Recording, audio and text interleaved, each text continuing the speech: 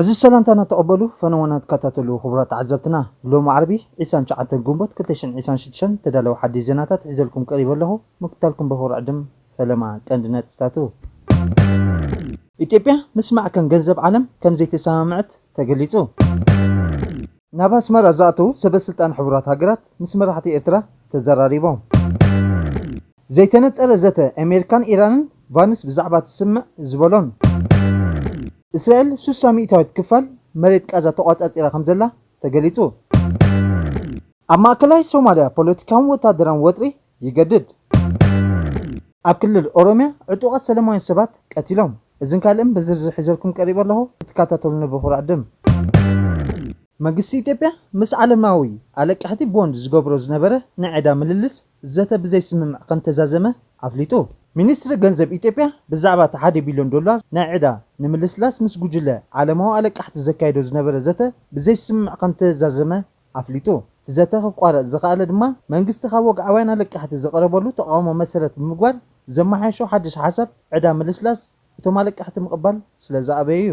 ኢትዮጵያ መወዳእታ ዓመት 2023 ኣብ ልዕልያ ኣብ ዝወረደ ከቢት ናይ ወፃኢ ዕዳ ፀቕጢ ናይ ወፃኢ ሸርፊ ሕፅረት ከምኡውን ምስ ግጭታት ተተሓሒዙ ኣብ ዝመፀ ኢኮኖሚያዊ ዘይርግኡነት ናይ ዩሮ ቦንድ ወለድ ክፍሊት ክትፍፅም ከም ዘይከኣለት ዝዝከር እዩ እዚ ድማ እታ ሃገር ካብ ዛምቢያን ጋናን ስዒባ ኣብ ትሕቲ G20 ሓባራዊ እገዳ ዕዳ ምልስላስ ዝሓተተ ሳልሰይቲ ሃገር ኣፍሪቃ ክትከውን ገይርዋ ኣሎ እዚ ናይ 1 ቢሊዮን ዶላር ናይ ዩሮ ቦንድ ዕዳ ምልልስ ዝርርብ ክልቲኣዊ ብዙሕ ወገን ዘለውን ውልቀ አለቃሕትን ዘእተወ ናይ ኢትዮጵያ ሓፈሻዊ ናይ ዕዳ ምምሕያሽ መስርሕ እዩ በቀረባ ክትትል ዝግበረሉ ዘሎ ናይ ኢኮኖሚ ጉዳይ ኮይኑ ቀፂሉ ኣሎ ከም ዝፍለጥ ኣብ ዝሓለፈ ወርሒ ለካቲት እቶም አለቃሕቲ ነቲ ቀዳማይ ስምዕ ዕዳ ምልስላስ ድሕሪ ምውዳቆም ኣብ ልዕሊ ኢትዮጵያ ሕጋዊ ስጉምቲ ከም ዝወስዱ ምግላፆም ዝዝከር እዩ ትማሊ 28 ግንቦት 2026 ኣብ ክልል ኦሮሚያ ካብ ሓጎጽዮን ናብ ቱሉ ሚልኪ ኣብ ትጓዓዝ ነበረት ታታ ናይ ህዝቢ መጓዓዝያ ብዕጡቃት ሓይልታት ብዝተፈጸመ ዘስካሕክሕ መጥቃዕቲ 12 ንጹሃት ተጓዓዝቲ ህይወቶም ሲኢኖም ዕጡቃት ሓይልታት ኣብቲ ኣውቶቡስ ተኽሲ ብምኽፋቶም እቶም ተሳፈርቲ ኣብ ውሽጡ ኮፍ ኢሎም ከለዉ ህይወቶም ክሓልፍ ዝኽኣለ ኮይኑ ድሕቲ መጥቃዕቲ እቶም መጥቃዕቲ ዝፈጸሙ ኩሎም እቶም ዝተረፉ ተሳፈርቲ ጨውዮም ናብ ዘይፍለጥ ቦታ ከም ዝወሰዶም ካብቲ ቦታ ተረኽበ እሙናት ሓበሬታ የመልክት እዚ መጥቃዕቲ ተፈጸመ ክፋል ጽርግያ ከምዚ ዓይነት ጭውያን አረሜታዊ ቅትለትን ሰላማውያን ሰባት በተደጋጋሚ ዝፍጸመሉ ኣዝዩ ሓደገኛ ከባቢ ምዃኑ ይፍለጥ ኣብዚ መስመር ዝርከቡ መራሕቲ መካይን ተጓዓዝትን መዓልታዊ ብዘይ ውሕስነት ጸጥታን ንህይወቶም ብዘስግእ መንገዲ ክጓዓዙ ዝግደዱ እኳ እንትኾኑ ኩነታት ጸጥታ ናይቲ ከባቢ ግን ክሳብ ሕጂ ፍታሕ ኣይረኸበን ናይ ሎሚ መጥቃዕቲ ኣብዚ መንገዲ እዚ ኣብ ልዕሊ ንጹሃት ሰባት ዝፍጸም ዘሎ ጭውያን ቅትለትን ክሳብ ክንደይ ከቢድ ምዃኑ ዳግማይ ኣረጋጊጹ ኣሎ ነስዒቡ ድማ ብዛዕባ ድሕነትን ዜጋታትን ነበርትቲ ከባብን ዝጉደሱ ሰባት ንመንግስቲ ብትሪ ይነቕፉን ስጉምቲ ክውሰድ ይፅውዑን ኣለዉ መንግስቲ ነዚ ደም ዝፈሶ ክፋላት ጽርግያ ነፂሉ ፍሉይ ቆላሕታ ክገብርሉ ይግባእ ተዘይኮይኑ ህይወት ዜጋታትን መራሕቲ መካይነት ካብ ሞት መጉዳእቲ ንምድሓን ዋሕዚ ትራፊክ ሙሉእ ክዓፅው ከም ዘለዎ ይግለጽ ኣሎ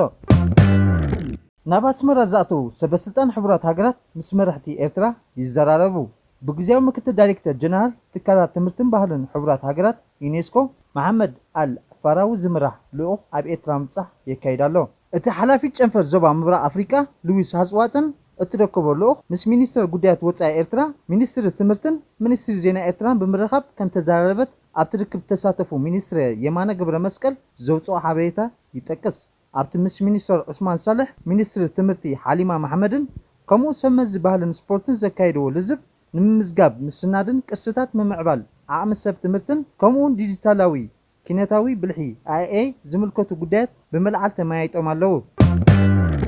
ኣሜሪካን ኢራን ኣብ ስምዕ ቅድሚ ምብፅሓን ገና ኣብ ሓያሎ ዘሰሓቡ ነጥብታት ክሰርሓ ከም ዘለዎን ምክትል ፕሬዝደንት ጄዲ ቫንስ ገሊጹ ቫንስ ፕሬዝደንት ዶናልድ ትራምፕ ስምምዕ ምፍራም ቀሪቡ ድዩ ተባሂሉ ቢቢሲ ንዘቐረበሉ ሕቶ እቶም ክልተ ወገናት ማዓስ ውዕል ከም ዘጽድቁ ሓበሬታ ንምሃብን ገና ግዚኡ ከም ዘይኣኸለ ሓቢሩ እቲ ውዕል ነዝተወሶ ደው ናይ ምባል ስምምዕ ንሱሳ መዓልታት ከም ዘናውሑን ንመጻኢ መደባት ኑክሌራዊ ኢራን ዝምልከት ዘተ ከም ዝኸፍትን ተገሊጹ ኣሎ ሰበስልጣን ኣሜሪካ ብረቡዕ ንቢቢሲ ኣብ ዝሓበርዎ ክልቲአን ሃገራት ትራምፕን መሪሕነት ኢራንን ከጽድቕዎ ዝተረፎም ማዕቀፍ ስምምዕ ኣጽዲቐን እየን ይኹን እምበር ሓብሲ ወግዓዊ ኣገልግሎት ዜና ታስኒም ኢራን እቲ ስምምዕ ገና ከም ዘይጸደቐን ወይ ከም ዘይተረጋገጸን ጸብጺብሎ ብሓሙስ ምሸት ቃሉ ዘስምዕ ቫንስ ተዛዲቲ ኣብቲ ሂደት ናይ ቋንቋ ነጥብታት ንየው ነጀው ይበሃሉ ከም ዘለውን እዚ ኸኣ ሕቶ ምህብታም ዩራኒየም ዘጠቃለለ ምዃኑ ገሊጹ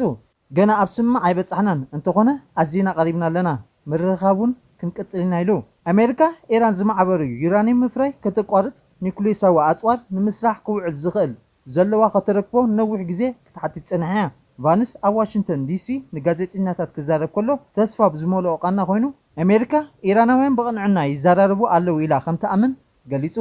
ካብቲ ኣብ መንጎ ኣሜሪካን ኢራን ዝተገብረ ኣፈላላይ ስምምዕ ምቁራፅ ተኽሲ ካብ 8 ሚያዝያ ጀሚሩ ኣብ ግብሪ ካብ ዝውዕል ንነጀው ትራምፕ ክልቲኦም ወገናት ናብ ስምምዕ ይቐርቡ ከም ዘለዉ እቲ ዘተ ጽቡቕ እስጉም ከም ዘሎን ብተደጋጋሚ ክሕብር ጸኒሑ እዩ ይኹን እምበር ዛጊ ዝኾነ ይኹን ጭቡጥ ውፅኢት ግን የሎን እቲ ፕሬዝደንት ነዚ ኩናት ደው ንምባል ካብ መሓዙት ሃገራት ወሽመጥ ነቲ ኩናት ካብ ዝቃወሙ ዴሞክራሲያውያን ብዛዕባ ነውሓት እቲ ግጭት ሻቕሎቶም ካብ ዝገለጹ ገለ ሪፓብሊካን ኮንግረስ ተወሰኸቲ ጸቕጢ ይመጽ ኣሎ ብዛዕባ ክግበሩ ዝኽእሉ ስምምዓት ክወፁ ዝጸንሑ ተጋዳጨውቲ ጸብጻባት እቲ ዘተ ክሳብ ክንደይ ተለዋወጡ ኮይኑ ከም ዘሎ ዘጉልሕ እዩ እተን ሃገራት ነቲ ዝቐረበ እማመ ኣመልኪተን ሒደት ዝርርባት ብምሃብ ዝጻረሩ ጥራዓናት ኣቕሪበን ኣለዋ እዚ ድማ ክልቲኦም ወገናት ሓድሕደን ምጥቃዕ ደው ንምባል ክሳብ ክንደይ ቀሪቦም ኣለዉ ዳግማይ ሕቶ ዘለዓዓለ እዩ ትራምፕን ካልኦት ሰበስልጣን ከም ዘጠንቀቕዎ ካልኣይ ኣማራፂ ኦፕሽን ቢ ማለት ናብ ስርሒታት ውግእ ምምላስ ገና ኣማራፂ ኮይኑ ይርከብ እቲ ተኽሲ ደው ናይ ምባል ስምምዓት ምዝናዋሕ ግን ልኡኻት ኣሜሪካን ኢራንን ነቶም ተሓላለኹ ቴክኒካታት ሕቶታት ክመያየጥሎም ዕድል ክህብ እዩ ብፍላይ ብዛዕባ ኒኩሌሳዊ መደባት ኢራን እቲ ዝተረፈ ልዑል ዝማዕበለ ዩራኒየም ክትእክቦን ትራምፕ ኣሜሪካ እትወስዶ ከም እትኽእል ወይ ምስ ኢራን ብሓባር ኮይና ኣብቲ ቦታ ወይ ኣብ ሳልሳይ ቦታ ከም እትጅልሑን ሓቢሩ ነይሩ እዩ እቶም ጸብጻባት ከም ዝሕብሮ እቲ ተባሂሉ ዘሎ ስምምዕ ብመጻብ ሄርሙስ ዓጋቲ ዘይብሉ መጓዓዝያ ወይ ምሕላፍ ክፍቀድ ይኽእል እዩ ኢራን ዘጻወደቶ ፈንጅታት ንምልዓል ድማ 30 መዓልታት ክውሃባ እዩ ኣሜሪካ እውን እተካይዶ ዘላ ዕፅዋን ክትከፍቶ ኢራን ነዳዲ ምሻጥ ምእንቲ ክትቅፅል እገዳ ከተልዕሎ ፍቓድ ክትህብ እያ ነቲ ኣብ መንጎ ኣሜሪካን ኢራን ዝተገብረ ግዝያዊ ስምምዕ ሓሙስ መጀመርታ ዝጸብጸበ ማዕከና ዜና ኣክሲዮስ ትራምፕ ብዛዕባ እቲ እማመ መግለፂ ከም ተዋህቦ ግና ከብኡ ንብኡ ከም ዘይፈረመሉን ክሓስበሉ ሒደት መዓልታት ክወስደሉ ምዃኑን ገሊጻ መንግስታዊ ማዕከናት ዜና ኢራን ኣብ መንጎ ክልቲአን ሃገራት ብዛዕባ ተገብረ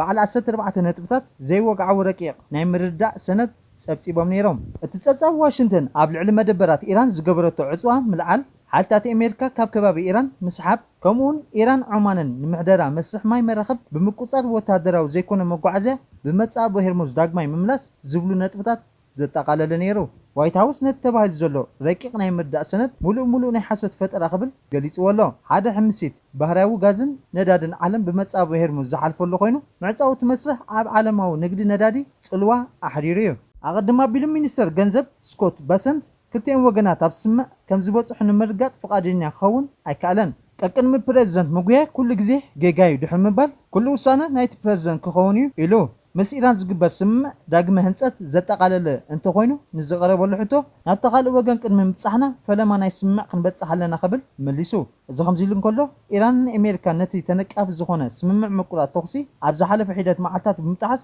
ሓድሕደን ተኻሲሰን ኣለዋ መንግስቲ ኣሜሪካ ኢራን ንስምምዕ ተኽሲ ዶ ምባል ኣፍሪሳቶ ክብል ዝኸሰሰ ክኸውን ከሎ ኢራን ብወገና ብተመሳሳሊ ንኣሜሪካ ከሲሳት ኣላ ክልቲአን ሃገራት ጀመረኦ ተኽሲ ደው ናይ ምባል ድርድር ናብ መወዳእታ ይበፅሕ ከም ዘሎ ኣብ ዝዝረበሉ ዘሎ ህሞት ኩናት ካብ ዝጅምር ጀሚሩ ተተግቢሩ ዘይፈልጥ ከቢድ ምልዋጥ ተኽሲ ከም ዝገበራ ጸብጻባት ኣጃንስ ፍራንስ ፕረስ የመልክት እቲ ትማሊ መዓልቲ ተራእየ ሓያል ምትኳስ ነቲ ኣብ ማእከላይ ምብራቕ ዘሎ ኩናት ደው ናይ ምባል መጻብ ሄርሙዝ ንምኽፋትን ዝዓለመ ጻዕርታት ድርድር ጻዕሪ ዕንቅፋት ከይከውን ተሰጊኡሎ እቲ ሕጂ ኣብ መንጎ ኣሜሪካን ኢራን ተገይሩ ዘሎ ምልዋጥ ተኽሲ መሻርክቲ ዋሽንግተን ዝኾና ኩዌት ተኾነ ኣሻቒሉ ኣሎ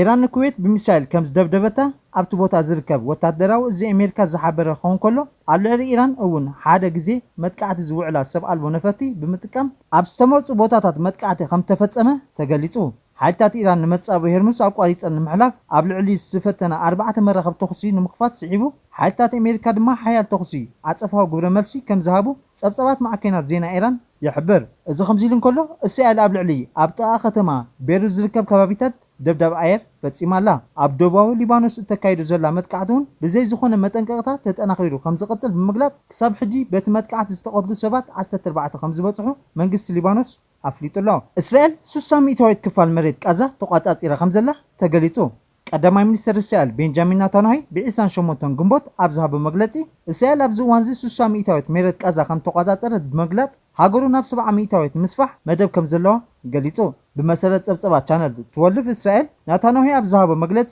ኣብዚ እዋን ዚ60 ሚእታዊት ቃዛ ተቋጻጺርና ኣለና መምርሒታተይ ድማ ናብ ምቁጽጻር 70 ሚእታዊት ክሰጋገር እዩ ክብል ገሊጹ ሰራዊት እስራኤል ኣብ ዝሓለፈ ዓመት ኣብ ወርሒ ጥቅምቲ ፕሬዝደንት ኣሜሪካ ዶናልድ ትራምፕ ነቲ ኣብ ቃዛ ዝካየድ ዘሎ ኩናት ንምቁራጽ ዝሓንጸጾ መደብ ቀዳማይ ምዕራፍ ናይቲ ብጫ መስመር ዝበሃል ዳግማይ ምስፋሕ ምውፋሩን 53 ሚእታዊት ከባቢ ቃዛ ከም ዝተቋጻጸረ ኣፍሊጡ ነይሩ እዩ ላዕለዋይ በዓል ስልጣን ሓማስ ባስም ናይም ንኣናዳሉ ኣብ ዝሃቦ ሓበሬታ እስራኤል ነቲ መስመር ብተወሳኺ ካብ 8 ሚእታዊት ክሳብ 9 ሚእታዊት ናብ መሬት ቃዛ ብምቕራብ ኣብ ትሕቲ መግዛእቲ እስራኤል ዘሎ ከባቢታት ናብ 60 ሚእታዊት ከም ዘዕበየቶ ገሊጹ ስለውጡ ንፍልስጤማውያን ዝረኽቦ ቦታ ናብ ኣስታት 38 ሚእታዊት ናይቲ ከባቢ ምውራዱ ነቲ ድሮ ከቢድ ሰብኣዊ ቅልውላው ኣጋዲድዎ ኣሎ እስራኤል ካብ ጥቅምቲ 2023 ኣብ ቃዛ ምጽናት ዓሌት ብምጅማራ መብዛሕትኦም ደቂ ኣንስትዮን ህፃናትን ዝርከቦም ልዕሊ 72,000 ፍልስጤማውያን ቀቲላ ልዕሊ 172,000 ድማ ቆሲሎም ከም ዘለዉ ጸብጸባት የገንዘቡ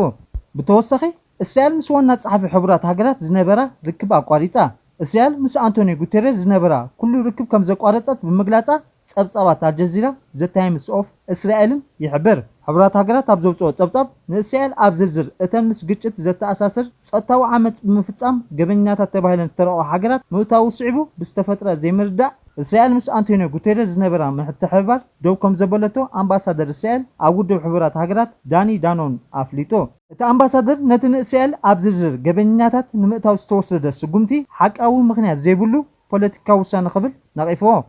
ብተወሳኺ ቀዳማይ ሚኒስተር እስራኤል ቤንጃሚን ናታንያሁ ሎሚ ዓርቢ ኣብ መንጎ ህንድን እስራኤልን ዘሎ ጽኑዕ ምትእስሳር ኣጉልሑ መሰረት ዝበሎ እስራኤል ኣብ ሓያሎ ክፋላት ዓለም ነቐፌታ ፈተናታትን ሕጋውነት ንምጓድ ኣብ ዘጋጥመሉ ዘሎ እዋን ካብ ዝኾነ ቦታ ንላዕሊ ካብ ህንዲ ዝበዝሑ ሰዓብቲ ከም ዝቕበል ገሊጹ ናታንያሁ ኣብ ሓደ ፍጻመ መደረ ኣብ ዝሃቦ መግለጺ ምስ ህንዲ እትበሃል ዓባይ ሓይሊ ፍሉይ ዝምድና ኣለና ኣብ ህንዲ ንእስራኤል ደገፍ ኣሎ ኣብ መብዛሕትኡ ክፋል ዓለም ሕጋውነት ምጉዳል የጋጥመና ኣብ ህንዲ ግን ኣይኮነን ኣብ ህንዲ ንእስራኤል ፍጹም ዕቡድ ፍቅሪ ኣሎ ናይ ብሓቂ ዕቡድ ካብ ዝኾነ ቦታ ንላዕሊ ካብ ህንዲ ዝመፁ ሰዓብቲ ኣለውኒ ይመስለኒ ክብል ገሊጹ ፕረዚደንት ሶማልያ ንሶማልያን ጅቡትን ከሲሱ ፕረዚደንት ሶማሊላንድ ዓብደራሕማን መሐመድ ዓብደላሂ ኢሮ ሶማልያን ጅቡትን ኣብ ጉዳይ ሶማሊላንድ ኢደን ከም ዘእተዋ ብምኽሳስ ሃርጌሳ ምስ እስራኤል ዘለዋ ርክብ ብዝምልከት ዘባዊ ወጥሪ እናወሰኸ ኣብ ዝኸደሉ ዘሎ እዋን ንጸጥታን ፖለቲካውን ውሳነታት ክትከላኸል ምዃና ኣጠንቂቖ ኢሮ ኣብ መዓልቲ ዒድ ኣልኣድሓ ኣብ ዘስምዖ መደረ ፖሊሲ ወጻኢ ሶማሊላንድ ኣብ ሰላማውን ሓባራዊ ምትሕብባርን ሕድሕዳዊ ምክብባርን ዝተመስረተ ምዃኑ ገሊጹ ንሱ ወሲኹ ገለ ጎረባብቲ ሃገራት ብፍላይ ሃርጌሳ ምስ እስራኤል ዝምድና ምስ ኣዕመቐቶ ኣብ ልዕሊ ሶማሊላንድ ጽልኢ ከም ዘርአት ከሲሱ ብዙሓት ሃገራት ኣብ ልዕሊ ሶማሊላንድ ጽልአን ኣርአየን ንሕና ግን ዝኾነ ጉድኣት ኣየብፅሕናን ፖሊሲና ኣብ ምትሕብባርን ሰላም ዝተመስረተ ኢሉ ኢሮ ጅቡትን ሶማሊላንድን ሰላም ሰናይን ዝምድናን ጎረባብቲ ሃገራት ከኽብራ ንነግረን ኣለና ሶማሊላንድ ካብ ኢድ ምትእትታው ክትከላኸል መሰል ኣለዋ ኢሉ ኣብ ማእከላይ ሶማልያ ፖለቲካውን ወታደራውን ወጥሪ ይገድድ ኣሎ ኣብቲ እናዓበየ ዝኸይ ዘሎ ቅልውላው ሰራዊት ፌደራል ናብ ዱሱማሪ ገጹ ይግስግስ ከም ዘሎ ጸብጸባት ይሕብሩ ፖለቲካዊ ቅልውላው ጓልሙዱግ ኣብ ዝለዓለ ጥርዞ ኣብ ዝበፅሓሉ ዘሎ እዋን ሰራዊት ፌደራል ካብ ዛረ ድሄረ ብማረጉር ኣቢሉ ድሕሪ ምንቅስቃሶም ናብ ዱ ማሪብ ገጾም ይግስግሱ ኣለዉ ኣብ ማእከላይ ሶማልያ ፖለቲካውን ወታደራውን ወጥሪ እናገደደ ይኸይድ ከም ዘሎ ጸብጻባት ባይዶዋ ኦንላይን ይሕብር ምስ ፕረዚደንት ጋልሙዱግ ኣሕመድ ዓብዲ ካርየ ዝቕፅል ዘሎ ዘይምርዳእ እንተዘይተፈትሑ መንግስቲ ፌደራል ዝሓየለ ስጉምቲ ክወስድ ይሓስብ ከም ዘሎ ብዙሓት ምንጭታት ጸጥታ ይገልጹ ኣለዉ መንግስቲ ሶማልያ ብዘይተሳትፎ ናይቲ ሕጂ ዘሎ ምምሕዳር ጋልሙዱግ ኣብ ዝመጽእ መስርሕ ምርጫ ዱሳ ማሪብ ጽልዋ ክሕድር ከም ዝደሊ ጸብጻባት የመልክቱ ጉዳይ ጋልሙዱግ ዝፈልጡ ተንተንቲ ብዘተ ናይቲ ፖለቲካዊ ፍታሕ እንተዘይተበፂሑ እቲ ኩነታት ናብ ዕጥቃዊ ግጭት ከምርሕ ተኽእሎታት ከም ዘሎ የጠንቅቑ ነበርትን ሰበስልጣን እቲ ከባቢ እቲ ወጥሪ ልዑል ኮይኑ ከም ዘሎ ምዕባለታት ብቁልጡፍ እናተጋደደ ኣብ ዝቕፅለሉ ዘሎ እዋን ምውፋር ሰራዊት እናወሰኸ ኣብቲ ዞባ ዘይምርጋእ ክህሉ ከም ዝኽእል ዘለዎም ስክፍቶኦም ገሊፆም ኣለዉ ክቡራት ተዓዘብትና ናይ ሎሚ ነበረ መደባትና ነዚ ይመስል ቁልጡፍን እዋናውን ሓበሬታ ክትረኽቡ ላይክ ሼር ኮመንት ሳብስክራይብ ክትገብሩ ብኽብሪ ዕድም ሰሰና እዩ